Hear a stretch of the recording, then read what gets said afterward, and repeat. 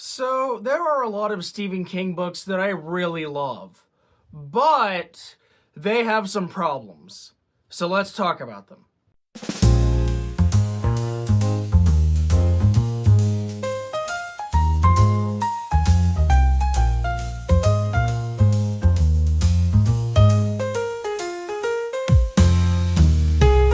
Welcome back to BG's Books. I'm Mr. BG, and today I will be doing a video where I basically talk about some of my favorite Stephen King books that are almost perfect, except they have like one or two problems that I want to address.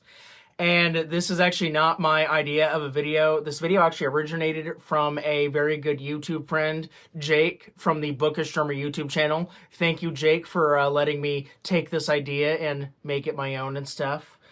But anyway, yeah, so basically I was just watching his video. I'm like, that sounds like a good idea. You mind if I take it? And then he just simply replied, do it. So that's what I'm going to do. So once again, thank you to Jake from the Bookish Drummer for letting me take this idea and put my own spin on it and stuff. And so, yeah, basically, we're going to be doing exactly how it sounds. I'm going to be taking a look at some of my favorite Stephen King books, and even though they're really good, I do have like one or two problems with them. And so I'm just going to kind of discuss those, and then, yeah, you guys will pick it up as we go along. But anyway, so yeah, let's get right into the books. But the first book that I want to talk about is, of course, Carrie. So you guys know I love Carrie. I know I love Carrie. I think I've made that quite clear with all the Carrie-related videos I've made over the course of my channel. But, and of course, even though I love it, it's my favorite book of all time, I do, of course, have one major problem with it. And I even made an entire video explaining that problem. But of course, without getting into spoilers, my problem with Carrie was, of course, the ending. So yeah, I mean, I think it's well known by now that Stephen King is not known for having good endings. And I mean, I will be the first to admit that. I've seen some endings of his books that are pretty good, some that are meh, and some that are absolutely terrible, like Carrie. So yeah, really the only problem I have with Carrie is just the ending, because everything else about it is basically perfect. I just have a problem with the ending, and that's about it. So yeah, there's not really a lot to talk about without going into spoilers, but I just really do not like the ending of Carrie, which I find very ironic considering it is my favorite book of all time. All right, and so the second book I really want to talk about is Rage. So again, this one is very controversial. You guys have seen my lists about it. I know I love Rage. You guys know I love Rage. But it's always considered to be one of his worst, and I do love it for a lot of reasons. But the one bad thing I will say about it is that it kind of delivers a bad message. It's like, if you look at the actual message beneath the, like, school shooting subtext and stuff, or, like, the stuff on the surface, the message is good. But just the way that it's written from the main villain's perspective, and you get his stuff on things, it just kind of gives the book a bad look. And I mean, of course, it was taken out of print because people recreated the events of the book in real life. That's like a very known thing. I've talked about that many times. But so really, overall, Rage is just a phenomenal book. I think it is very much overhated with the kind of rap that it has. But I will say that the ending and I guess some of the themes that are more surface level than the actual theme is a bit problematic. So I can see why it's not loved, but I love it. But yeah, it's just that thing that kind of is bad about it. So the next book I want to talk about is The Dead Zone. The Dead Zone, I think, is actually a really good book, at least in the first half, but the second half is really where it starts to lose me. Basically, the first half of the book is like this kind of unique crime thriller where after this guy's been in a coma for like 4.5 years or something, he wakes up with like supernatural powers to where he can see the future and like see visions and stuff. It's like very interesting stuff. And then he uses that to help the police like track down the serial killer that's doing stuff. And of course, that's very interesting. And then for whatever reason, the second half just really pivots into like a political espionage thriller where he realizes that this politician is bad and so he needs to go and kill him and stuff. It's like The Dead Zone, for the most part, is a good book. But yeah, the political stuff just really kind of came out of nowhere. Stephen King really wants you to know that he likes politics for some reason. And so again, The Dead Zone is a perfectly fine book. I'd even say it's a good book by Stephen King. But the second half being a political thriller, when the first half was like a crime mystery thriller thing, that just kind of really threw it off for me. And so that's really what brings it down by a lot. Again, it's not a bad book. It's just the second half just kind of lost me.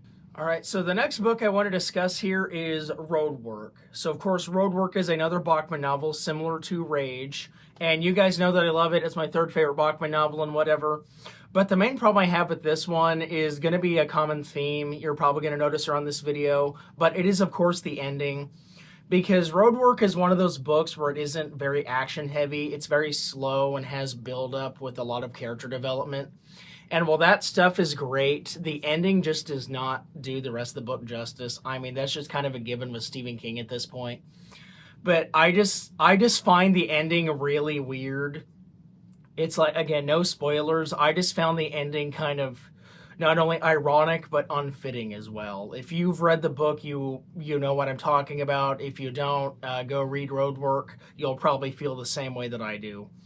But anyway, so yeah, really the only bad thing about Roadwork is just the ending. Everything else is really solid, but the ending just really kind of brings it down. So the next book I want to discuss is Cujo.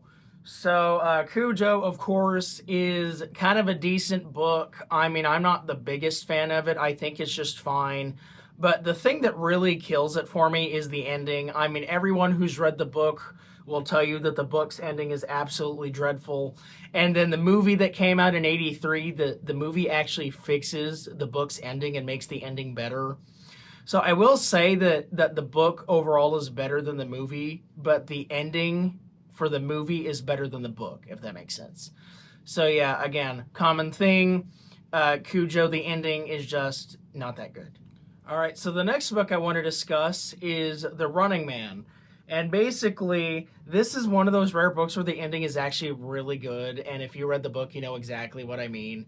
But for me, the thing that brings down The Running Man is really the lack of character development. Because you know how Stephen King loves to fully flesh out his characters and stuff. And while we get hints of Ben Richards' backstory, he's the main character in the book. While we get hints of his backstory here and there, we don't really get like dedicated like chapters to it or whatever. It's really just an action book with a couple mentions of like, oh yeah, so this happened this time or this happened this time or whatever. So I mean, it's a really good book. It's really entertaining. It's really fun. It's really fast. But the lack of characterization or character development just kind of doesn't really make any sense considering it's a Stephen King book. But yeah, so the worst thing about The Running Man is that it has little to no character development at all. So the next book I want to discuss is Christine. So I love Christine. You guys know that it's my third favorite book of all time, but I really have two gripes with it. One of which is the ending. No surprise there. But the other one is something that you guys may not know if you haven't read the book. But the book Christine does this interesting thing where part one is written in first person perspective, and then part two shifts gears and then goes to third person, and then part three shifts gears again and goes back to first person. I haven't seen any other book that does that besides Christine, and while it certainly is an interesting format to do, usually I would say pick one or the other. It's like either have the entire book be told from Dennis's perspective, he's the first person narrator, or just have it be entirely in third person so that we're not really confused and stuff. So really that whole thing just kind of threw me off. It's like Jake in his video mentioned this as well. So Jake, you are not the only one who feels like that. There are at least two other people that feel the same way. So yeah, I mean, Christine, of course, is a phenomenal book. Just the kind of switching of POVs, like a third and the last third, just really kind of throws the whole pacing off and stuff. Again, it's really good, but the POV change is just weird. So the next book I want to talk about is It. You guys probably know where I'm going with this, but first of all, there are three things I have with it. First of all, the ending is not the best, as usual. Second of all, the book is a little too long for its own good. The audiobook is about 44 hours long, and the actual book itself is like just over 1,100 pages long. So it certainly is much too long for its own good, so it definitely should have been edited down by a lot. I'd say maybe it goes on for about 300 or 400 pages too long. I think that it would be a much better book if it was shortened by about 300 or 400 pages. And then the third thing is probably what you guys were expecting me to say. That scene. I'm not going to say what scene it is in particular, but if you know Stephen King's lore and if you have read the book, you know what that scene is. So obviously take out that and then the book would be a lot better. So I think that's obvious. All right, and so the next book I want to talk about is actually Gerald's Game. So Gerald's Game is kind of a very underrated book. I think it's like Stephen King's most like negatively reviewed on Goodreads or something. I don't know about that. But anyway, Gerald's Game I think for the most part is a good book. I'd even say it's a great book actually. But my problem is just that it goes on a little too long after the main conflict is resolved. So if you don't know, it's about this woman named Jessie Burlingame who's stuck to a bed like this in handcuffs and stuff. And so you think the entire book is going to be her wrestling with that. And for the most part, that's true. But towards the end, she gets out of the handcuffs, and then the book just keeps going on for some reason. So I really kind of would have shortened like the stuff post handcuffs to not make it as long, I guess. So I mean, yeah, again, it's a great book, but I think that after the actual problem is solved, it goes on a little too long. And so that's really all I have to say about it. All right, so the next book I want to discuss here is Rose Madder. I actually think Rose Madder is a better book than a lot of people say it is, or at least make it out to be.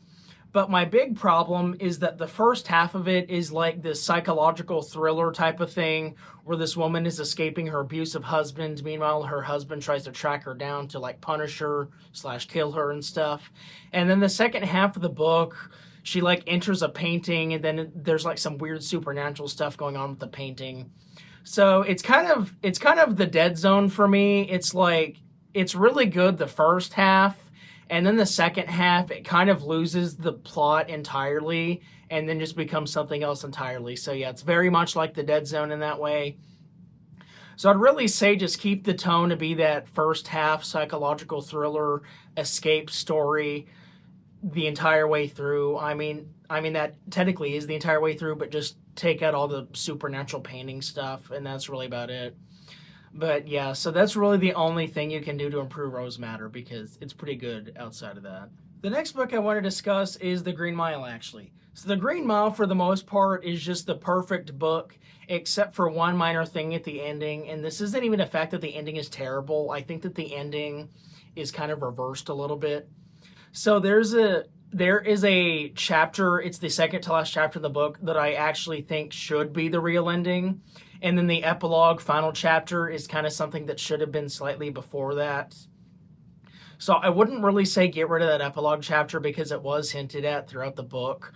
But I'd really say just swap that with the second to last chapter and make that second to last chapter the real epilogue. And then I think the book would have been a lot better.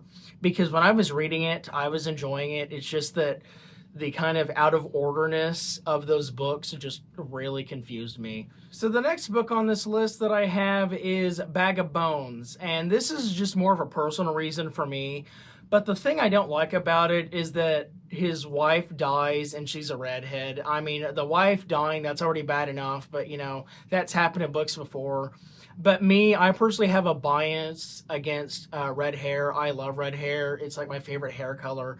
So just the fact that the wife is a redhead who dies just makes me really sad. And so yeah, it's not really like an objective thing that Stephen King should have changed. It's just like a personal preference of hair color, as weird as that sounds. But anyway, yeah, the redheaded wife dies at the beginning of Bag of Bones, and I wasn't a big fan of that because of the red hair thing. So there's that. All right, so this next book I'm going to mention is actually, I think, will be the last one, but it is Holly And I know that's kind of shocking to hear, especially since Holly is not a very loved book by Stephen King's fans. It is one of his newer books as of 2023. And so people generally hate this one, but I'm gonna be honest, I actually was kind of liking it throughout reading it. The only problem I have is just, of course, the main character, which is Holly Gibney. Holly Gibney has appeared in Mr. Mercedes, Finders Keepers, End of Watch, The Outsider, If It Bleeds, then Holly, and now Never Flinch. So really my main problem with it is that Holly is just a very much overused character, and it wouldn't be too bad if she was like a great character, but she's fine at best and just annoying at worst. So really my main thing with Holly is that I actually do like the story, although the political stuff gets old, so I guess that's another thing to change about Holly. So I actually kind of like the story for Holly trying to find a missing girl while dealing with some really creepy older people.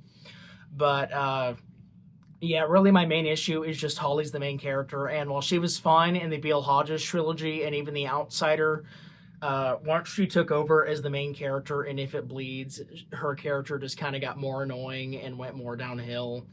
And so that's really my only problem with Holly. But anyway, guys, that is the end of the video. I hope you guys enjoyed this little video. It was fun making it. And once again, thank you to Jake or the Bookish Drummer for letting me take his idea and kind of do my own thing with it. I definitely look forward to doing the bad Stephen King books, but video, which is the exact reverse to this. Bookish Drummer also did that on his channel, by the way. So I got both those ideas from him. But anyway, yeah, as I said, let me know your picks for good Stephen King books, and then let me know what you would fix about them. But anyway, yep, that is it for the video. I hope you guys enjoyed. I've been Mr. BG. This has been BG's Books. I will see you guys in the next video.